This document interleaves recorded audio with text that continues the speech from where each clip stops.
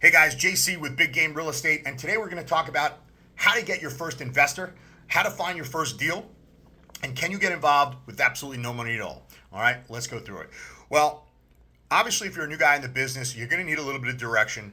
You're going to know what deals to go after. If you don't know what type of investor you want to be, for example, retail, office, industrial, and even if you do know, first thing I would suggest is call the local players, get to know them, right? You already have your team in place with your brokers, your attorneys, your appraiser, and your lender.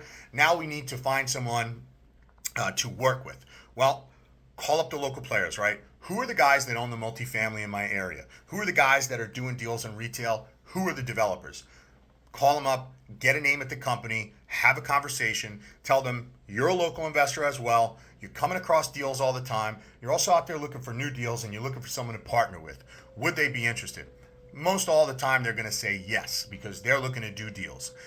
Conversely, you can tell them and find out what their criteria is. You know, they may say, "Hey, look, we only look at 20 unit multifamilies, 20 units and above, B and C garden apartments." Okay, awesome. So now you have a hot lead to go out and look for those properties. But conversely, you also want to tell them, "Hey, by the way, I'm sure you get a lot of submissions. If you come across 5 and 10 unit properties, I might be interested in that, and I'd be willing to bring you in on that as a partner or take care of you in some kind of fee arrangement," right? So now we've called someone, we're getting one criteria, but now look, now we have two things. Now we have someone who's looking out for us. It was free, it didn't cost us anything, and we might get some deals from it. Okay, so next step.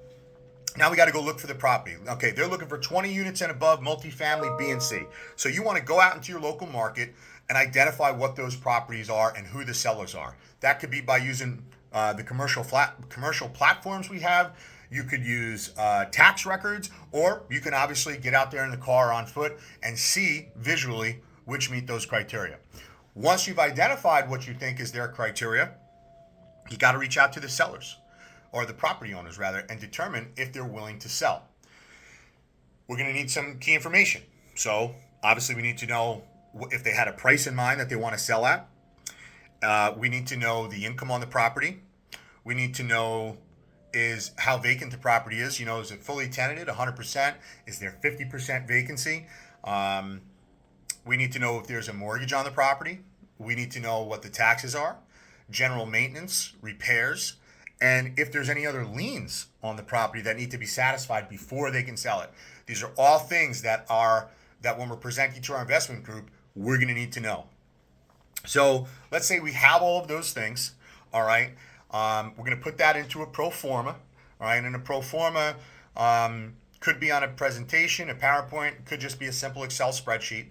And you're going to want to have these things included in there: price, expenses, etc., what the cap rate is based on the price that the seller wants today.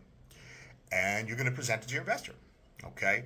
You're going to say, "Look, I went out, I found your criteria," or how about this?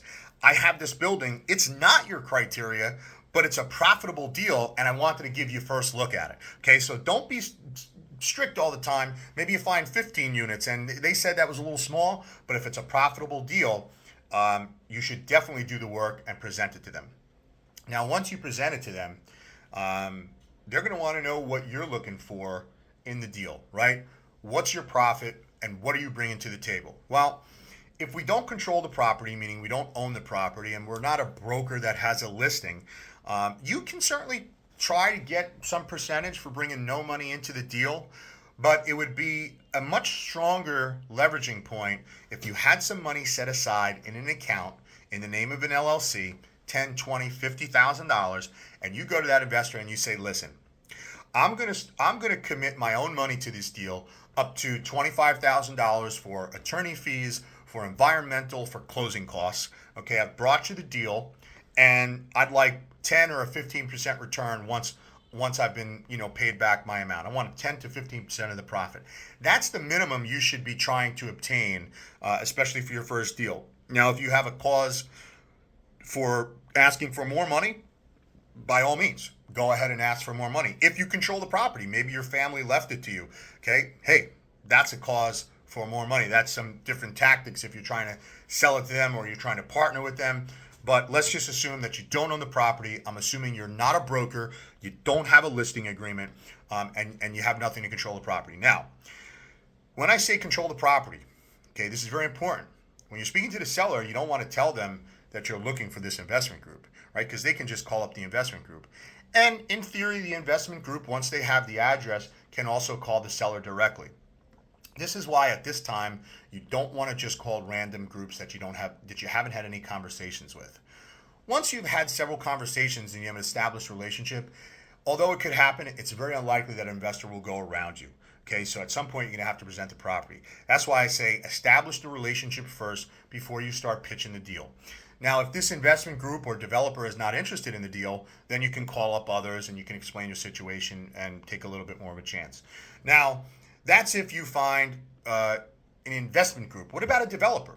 Okay, a developer may just tell you criteria for a site. Hey, I need an acre at a signalized intersection. I want to do gas stations. I want to do Taco Bells. Okay, so now you're going to go out and you're going to find that piece of property which is not what it is today. Meaning, hey, it's a small shopping center, but it's on an acre, so we know we can knock down that shopping center. And those are things you would communicate with that seller. Hey, what's your price for a cash price today, and would you accept a subject to deal? Meaning, I'm going to have to go for approvals in order to change this property from what it is today into what we want it to be. A little bit of a different strategy there, and you have to have an eye for it. So, guys, that's really the key steps in obtaining your first investor. Again, get a relationship. You don't have to limit yourself to one. Get a relationship, get a name, go out and find the property, and run the numbers. Get in contact with a seller. Make sure you have income expenses, maintenance, repairs, vacancy, and obviously the sale price. Put that into a pro forma, which can be as simple as a spreadsheet. Get on the phone, schedule a meeting with your investors, let them know what you're bringing to the table, and then obviously you negotiate from there. Remember, guys, use what you can. If the property doesn't have market rents, we know that we can obviously raise those rents. So if we can raise those rents, we know that we're going to increase the value of the property as soon as those repairs are done or as soon as we tenant that building. So again, know what you're presenting to your investor. I'll see you guys next time.